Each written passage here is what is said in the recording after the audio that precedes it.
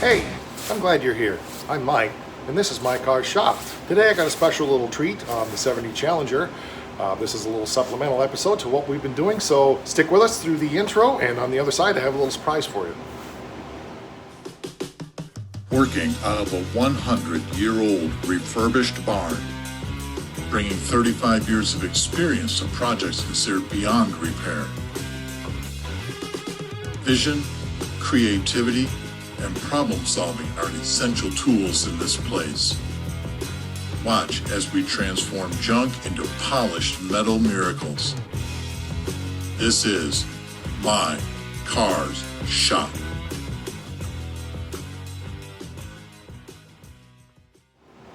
Hey, well that wasn't so bad, was it? Glad you stayed here. So, got a package in the mail yesterday from something I actually ordered between Christmas and New Year's that I'm pretty excited about. The car, as you see it, is pretty much how I got it. If you've watched episode 1, you'll see it being dragged out of the field where a friend of mine had put it after he purchased it out of the junkyard. And so what you see is what you get. I've been gathering parts for this car, and I'm pretty excited about what I picked up. So without further ado, let's stop the talk and let's start to rock. So right before Christmas, I ran across something on Facebook Marketplace that piqued my interest, but it was Christmas time, and so I wasn't in a position to be able to do anything about it. So I messaged the guy and said, I'm interested in this, and I'm not trying to ask you to hold it or anything, but I just want you to know I'm interested. The holidays are coming, so the cash is tight, but maybe after Christmas. He said if it's up, I still have it. I take things down immediately when I sell them. So through the holiday, I was watching and just kept checking back in on Marketplace to see, if it was still there, and it was. And there's an excitement that goes with that if you're in the car hobby or whatever. But particularly, I think in the car hobby, when we find a find, we're chomping at the bit to be able to do it. But I've learned enough over the years to just wait some time. I shopped around a little bit to check prices to make sure that the deal was as good as I thought it was, and I was able to late last week I was able to go ahead and order it. So let's unveil this and see what we got. Don't expect anything stunning, but what I'm pretty excited about is I was able to pick up a complete set of tail lights. The lenses are in good shape. They're a little scratched, but be able to polish that out with the Eastwood polishing wheel and compounds that they make for plastic. I know what that's going to turn out like. There's some pitting up here, but I'm not too worried about that up there because a lot of that is actually kind of hidden. But the chrome here is absolutely brilliant. It's going to polish up really nice, and I will have a good set of driver quality sparkly tail lights for the car. So both tail lights are here. The other thing that's here is all the gaskets are here, and these are a takeoff from actually back in the 80s. I talked to the guy about it, and I did a little bit of polishing with some double-aught steel wool on here just to see how it was going to go, and it's pretty nice. So the plastic, like I said, it needs some work, but I know that's going to polish up. And the part that I absolutely love is the backup light that goes in the middle. So yeah, he took them off of a car that he had when he scrapped it back in, I think in the 80s, he said, and it's just been on a shelf ever since, and he decided to just unload it to somebody that can use it. The thing that most excited me was, you can buy the lenses and you can buy the stainless or the chrome, but it was the aluminum housings. I don't have any of that for this car. So to be able to find that, the rest of it I wasn't worried about, but to be able to find it and still this all be usable, I'm happy about that. So the other thing that I did was, only about 6 of the studs are here, and it needs 16. So I got online, I was going to order those, and they're like 50 to 70 bucks for a set of these studs nuts. And I'm not paying that. So I went up to the local Tractor Supply today, picked up a bunch of 1024 1.5 machine bolts, and I'm just going to cut those off and make the studs to go in here. And we're going to stick it on the car today just to see what it looks like, because we can. Okay, so I'm over here at the workbench and just got one of the studs out of those tail lights, and just those are the machine screws that I bought. Length doesn't really much matter, so I'm just going to cut the heads off. And this may seem rather elementary, but there's a lot of people on the channel I know who this is something that they haven't seen done before. So as simple as it may sound, I don't want to make any assumptions. So for those of you that know all of this, thank you for bearing with it. If this is a little bit below what you would want to watch, then there's 97 other episodes on the channel. You can go for a lot, higher end fabricating and so forth. But I try to give a mix here for everybody of all skill levels so that everybody learns something. So I'm not going to sit here and show you, me cutting off 12 or 16 of these, but I'll take you through the process of what I do, just so if you've never done it before or don't know how it's done, you can learn. And hope you enjoy it.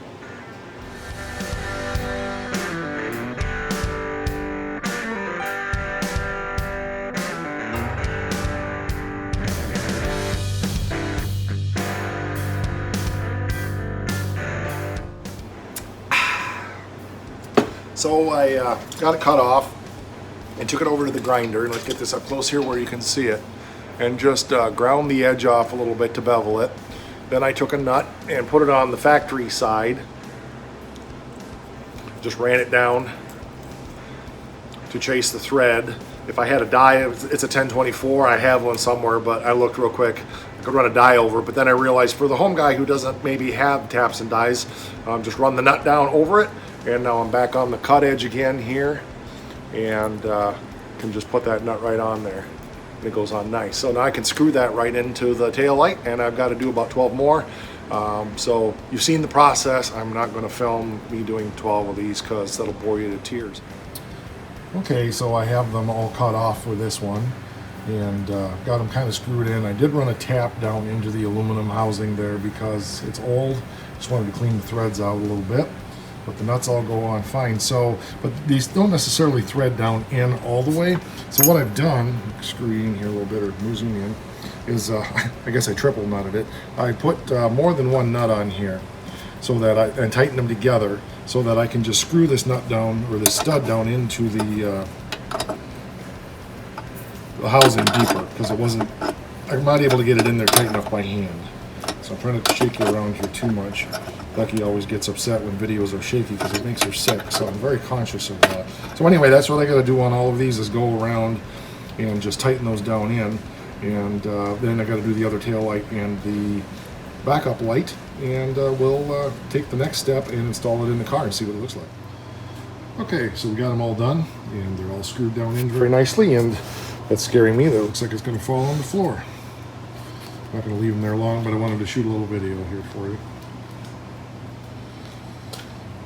There you go. So the next step is we're going to stick them in the car and see what they look like, and then I'm going to go into a little bit of the rationale behind why I'm doing all this right now, besides just the excitement of new parts, because I love new parts.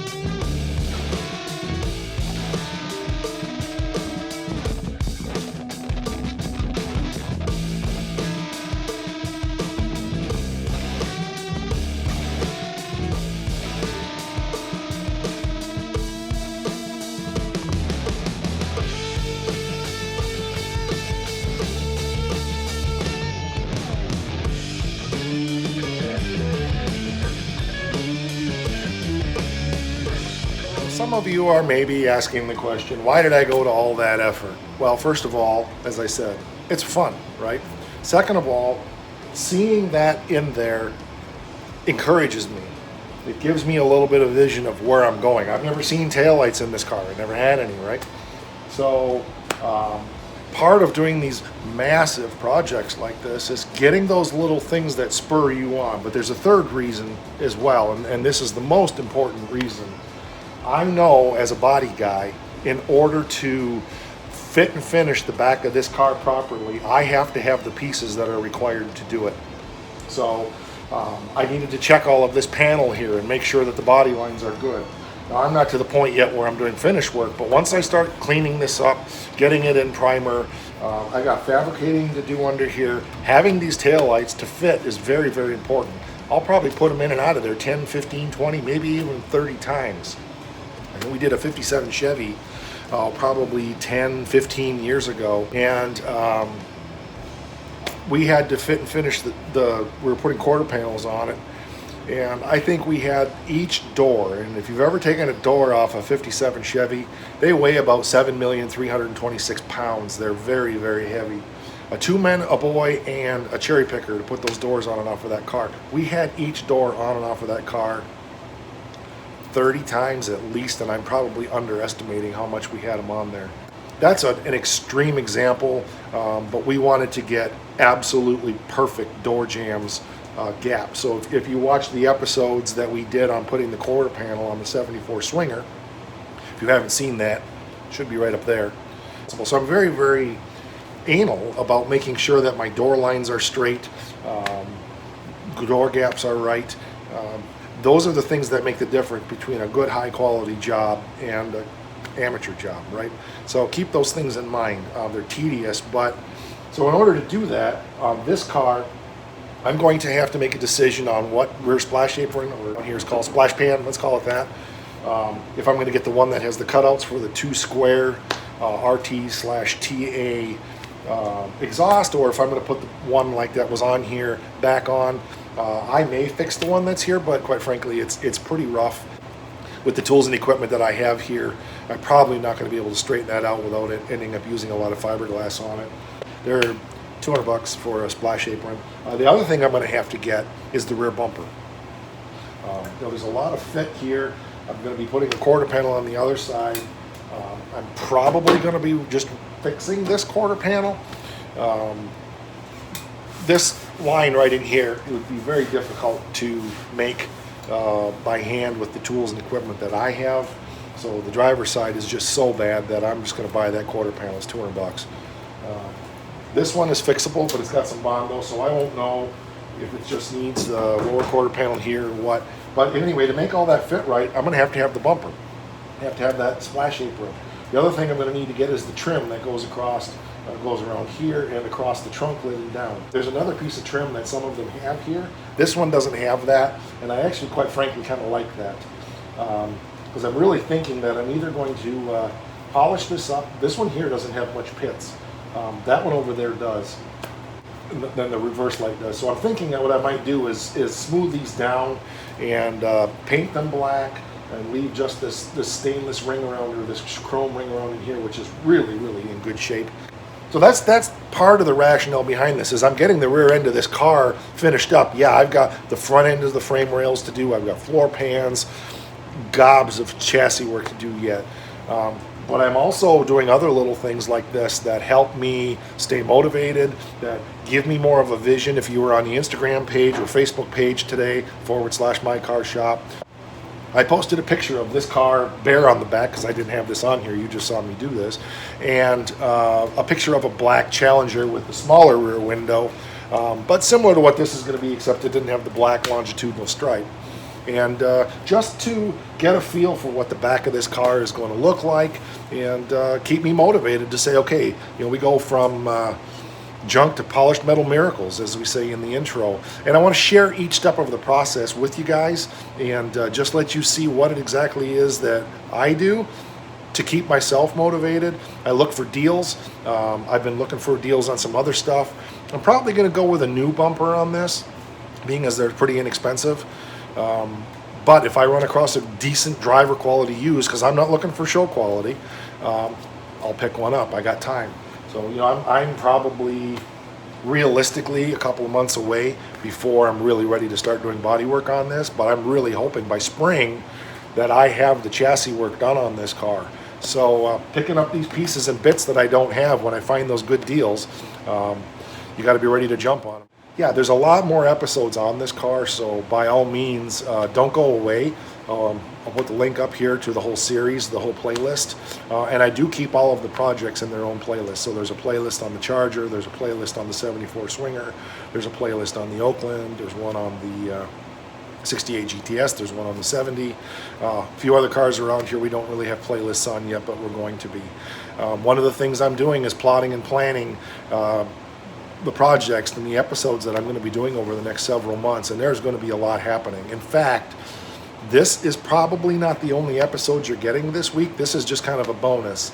My friend Mark that does the intro on the show is going to be here Friday. Not sure what we're going to be doing yet. We'll figure that out when he gets here. It may be a Challenger project, maybe a little side project for his Corvette. Not sure, but we're going to be doing something. And I told him, I said, when you come Friday, plan on being on the show. So you guys will get to meet him. Good friend. I'm looking forward to it. So, all right, that's it. Don't go away. Stick to the channel here. Grab another episode, or go up here and hit the all episodes and watch everything we've done since last September. I looked this morning, and that's when I started the channel. Was a year ago in September. So we've 96, 97 episodes on here now, and we keep cranking them out. So rock on, keep it up. If you haven't subscribed, please do. Hit the bell so you get notifications. Hit like on the video. I appreciate all of that. Spread the word, tell other people about the projects. Rock on, guys.